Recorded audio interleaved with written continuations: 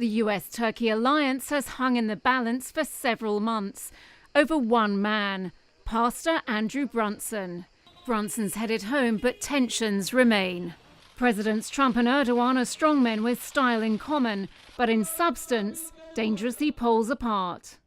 Since Trump was elected, the US and Turkey have lurched from crisis to crisis, foreshadowed by Erdogan's security detail tackling protesters to the ground just after his White House visit. The Brunson case escalated the rift. The expat was caught in Erdogan's dragnet following an attempted coup in 2016.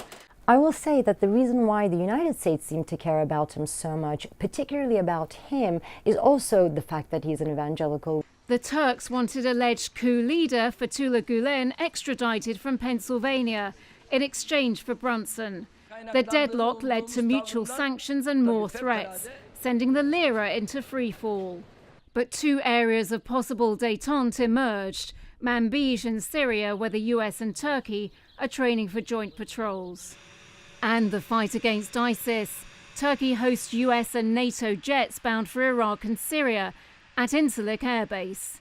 We now know that in the long term, the US is suggesting that it does plan on staying in Syria, or at least maintaining its sphere of influence in Syria, which effectively means continuing its relationship with the Kurds there.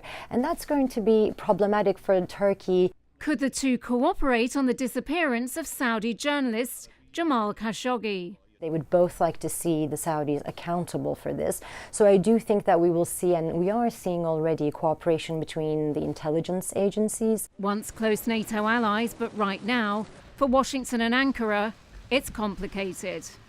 Nina Larson, I-24 News, Washington.